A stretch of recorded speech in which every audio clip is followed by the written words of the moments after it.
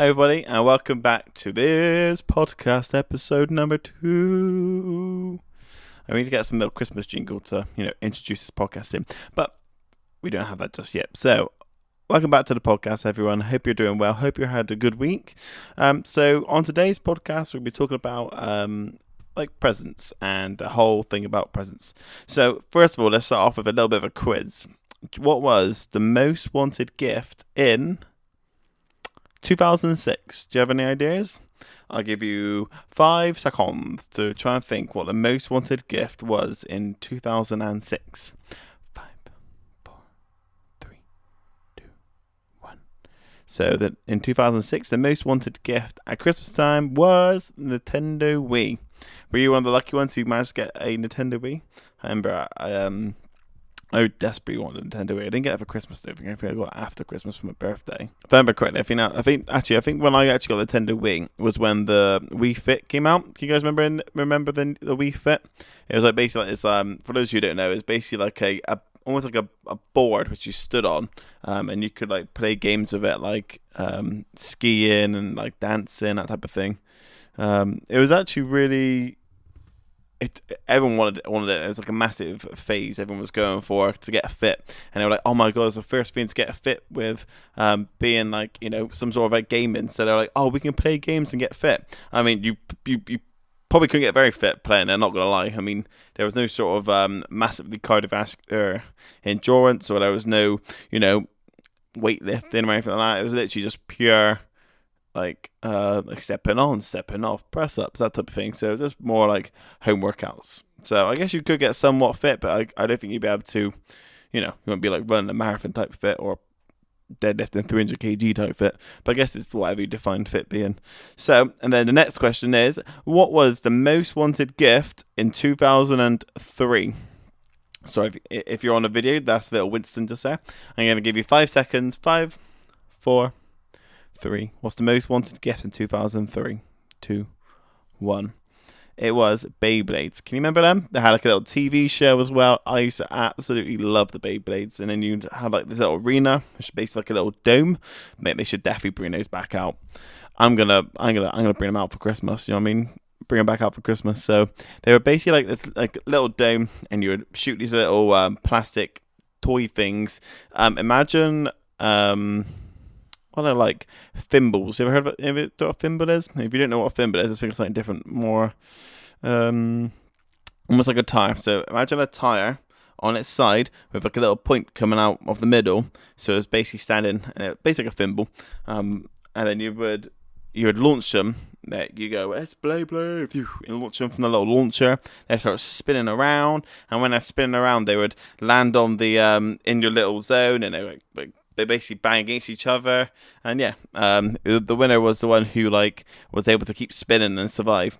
And then you'd like watch like, the TV program, and the TV program was amazing. They had like little arenas where there were castles, and these Beyblades would be spinning for like 20 minutes. I mean, mine wouldn't spin for like a minute without stopping, but somehow on the TV show managed to do it for 20 minutes, and they would jump around, and then all of a sudden, like, I'm pretty certain like these little things would summon out of them. Oh, great TV program. I'm actually gonna have to go back and watch that because that's a bit of a nostalgia type thing. So that was what the most wanted gift was in 2003.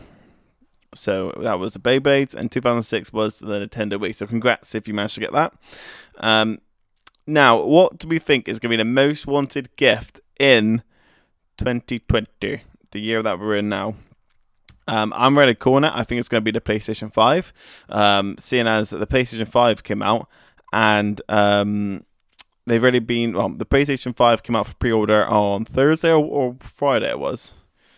I think it was Friday, and they had already sold out of it. Everywhere had already sold out the pre-orders, which is kind of crazy. I think they probably maybe low-blowed the amount they produced. You know what I mean? But absolutely smashed it out of the water. They produce, I don't know how many, but they were all basically sold out everywhere. Even like the Pro version, with some more expensive ones, were sold out. So I reckon the PS5 is going to be most bought gift. Because the new consoles out. As soon as new consoles come out, they just go crazy. As like in 2005, the most wanted gift was the Xbox 360 and the PSP. PSP shout out and Xbox 360. That was back when I used to be an Xbox 360 boy, and now I'm on a PS4. But those were yeah, that's my childhood right there. The Xbox 360, just playing COD with my friends, and then the PSP. I remember being on my friend Ryan, my best man actually, had a PSP, and we were going on like a road trip with the rugby team, and we were playing GTA. He had one, I had mine, and we were like local hosting. Oh, that was before multiplayer was a thing. What a great time to be alive that was. So simple back then, but now everyone's playing Fortnite, aren't they, and stuff like that. But so that's why I reckon the most wanted gift is going to be the PS5 or the new Xbox that's coming out. Either one, they're just going to be so hot, they're going to be crazy. So let's get on to the main topic. So the main topic is going to be 5 tips for Christmas present shopping on a budget. So I don't know about you, but I'm not made of cash. You know what I mean? Me and my partner, we tend to set ourselves like a little bit of a budget of what we're going to spend each year, and we try and keep that with each other and also with our friends and family. So I've looked. I don't know. Let's write down a little list of 5 things I think which should be quite useful to yourselves. So the first thing which I would definitely recommend doing is work out your budget. So work out how much you can actually afford to spend without, going into debt. I mean, you don't want to put yourself into debt at Christmas. I mean, quite a lot of people do that, and if you're one of those, if you're on like a no interest free credit scheme, maybe it might be good. I'm not sure, but my advice would just be don't put yourself in debt. Like, presents are amazing, but the more amazing thing about Christmas is actually spending time with your friends and family and actually being there. Presents obviously just a bit of a side thing, but if you can't afford to buy the presents, then just don't buy the presents, because you don't put yourself out of debt. I know it's really hard, especially when I've got my son now, and I imagine when he's going to be of an age, the new consoles then are going to be horrendous amounts of money, and I'm going to be thinking like, oh god, it's so expensive. But you know what I mean.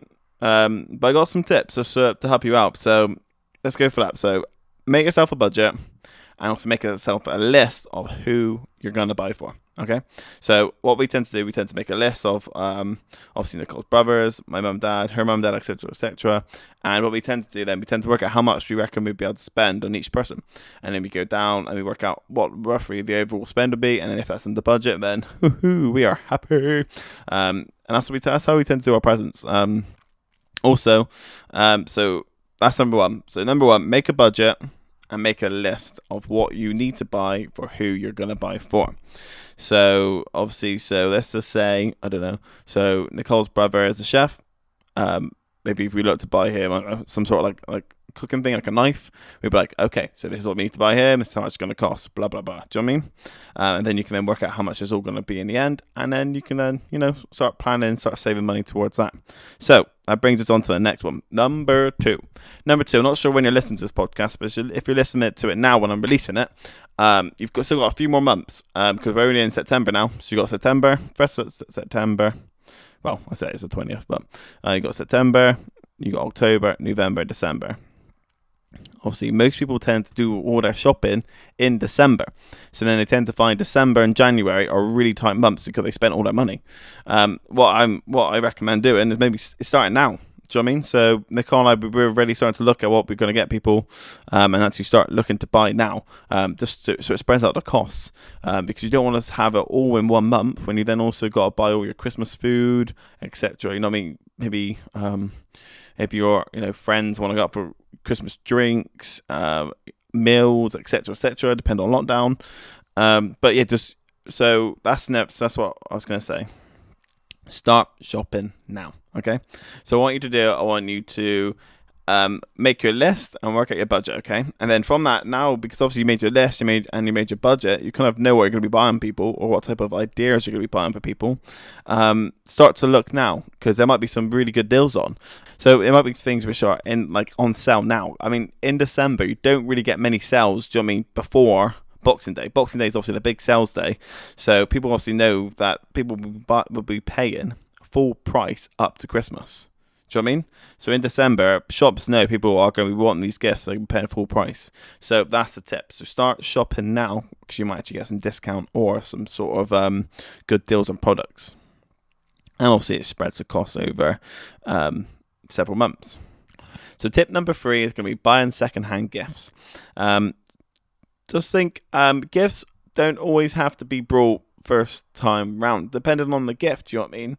I mean, certain things, if it's like underwear, obviously you're going to buy it first time. You're not going to be buying second-hand underwear, are you? Shout out to getting some boxers and some socks. Now I'm older, I appreciate the boxers and socks. I'm not even going to lie. They're some of the best gifts is when I get a new pair of boxers and some new socks. But anyway, that's another story. To buy a second hand, I think it's a really good thing to do, especially if you are buying for younger audience, if you know what I mean. Maybe the ones which Father Christmas aren't making and bringing. If you buy second hand, not being funny, but majority of the time when you buy the gifts, the younger generation just kind of tend to throw them away. They tend to be like, oh yeah, oh amazing, yeah, so put it all on that first day, and then they put it to the side. So if you buy second hand, it doesn't hurt the bank so much. You know what I'm saying? Especially if you go into like things like the Facebook Marketplace, which is massive. Especially for buying second hand gifts, you can only get things for a couple quid. But think that's a savings. A couple quid, you're buying.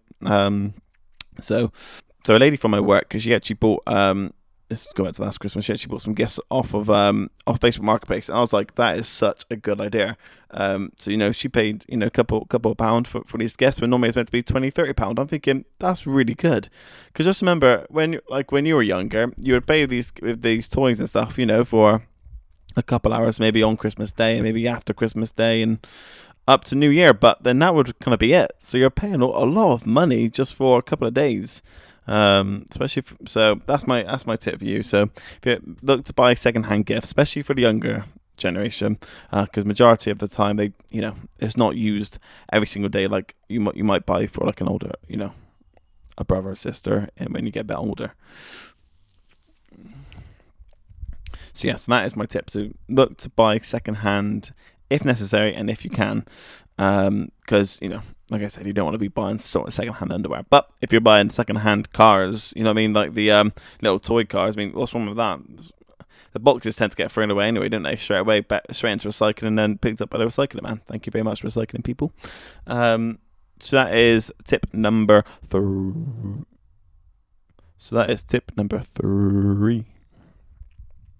On to tip number 4. Tip number 4 is going to be DIY Christmas gifts. Okay, so I know people are like, oh, DIY, oh, that's not really a gift, though, is it? It is. It's personal and it's actually really nice. I think you'll be amazed at how much people would prefer to have a handcrafted gift that you've made yourself. Maybe it's kind of like you're giving a present to a friend, which is a picture of you and them when you were on a night out, and you're like, oh, this is like the best time of our life. I mean, shout out to my friend Ryan. He actually did do that for me. That's where I got the inspiration from. This is from like New Year's, so for you who can't see on the podcast, I'm basically holding up a picture of me and my friend Ryan when we went out on New Year's I think it's like 6 years ago, and he gave it to me, and on the back he's put a little message in, love you bro. That's what I mean. So things like that, I mean, that's with me every single day now. I have it next to my desk, and it just kind of, that type of thing kind of sticks with you, and it's kind of like a really nice gift. And it's not really that hard. I mean, I know it's not really DIY, but do you know what I mean? It's quite a simple thing to do. You print pictures off, you put it in the frame. Maybe if you're looking to make a gift for your grandparents, why don't, if you're looking for for a gift for your grandparents, maybe make a collage of different pictures with you and them, or you and your family with them, because I think they would really love that. If you could, just for memories type sake, do you know what I mean? You can literally look back on that and be like, wow, look at that. Never idea could be, why don't you make some sort of Christmas decorations, like a bauble. There's loads of tutorials. I'll probably be bringing out some tutorials for doing some DIY baubles as well on the Christmas with Marcus channel, so shout out that YouTube channel. Do you know what I mean? So all types of things like that. I really think gifts like that do go a long way.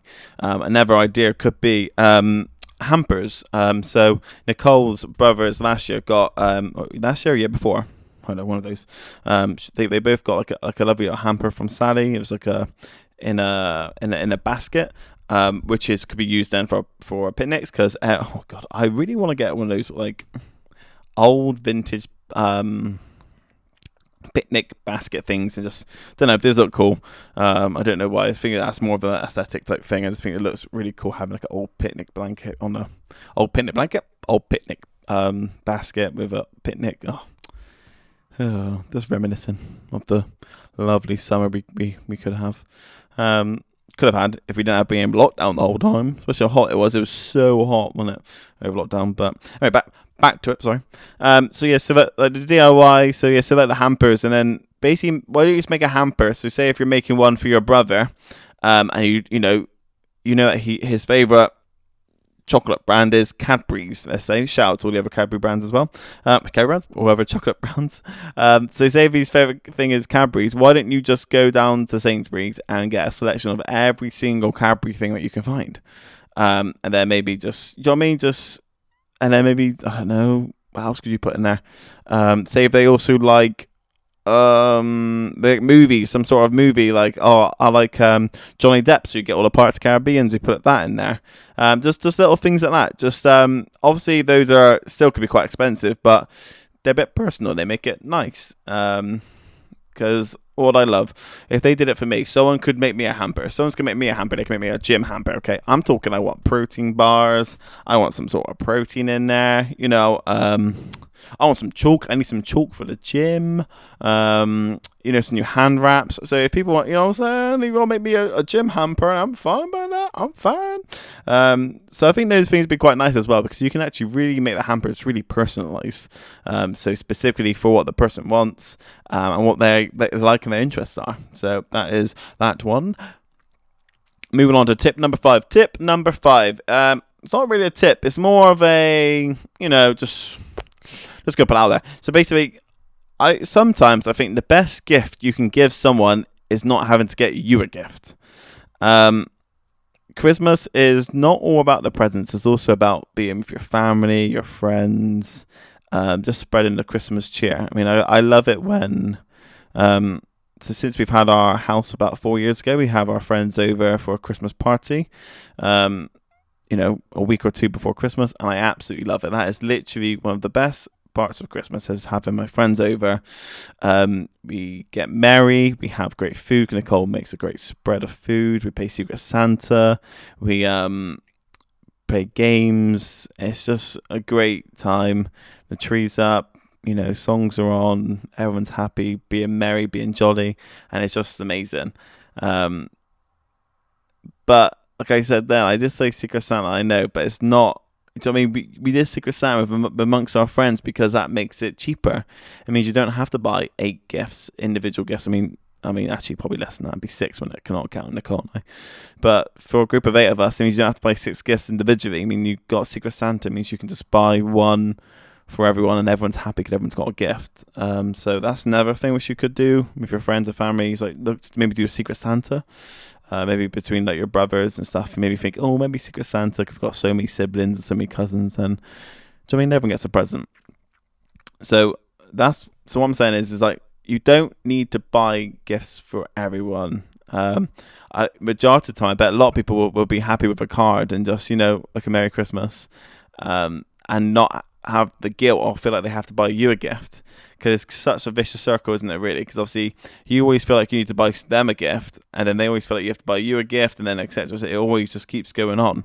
But someone has to buy it first, I guess. But that's one of that's the last point, really. You don't always have to buy gifts for people, because then it feels like everyone has to then buy you a gift. So just think about that. But yeah, so thank you very much for listening to this podcast. I'll be doing more. Next one will be coming out next Sunday. So I hope you enjoy. Please have a great day. Enjoy your week. And I look forward to speaking to you next week. See you later, guys. Merry Christmas. Oh, can't say Merry Christmas because so many months already old. Don't worry about that. Bye.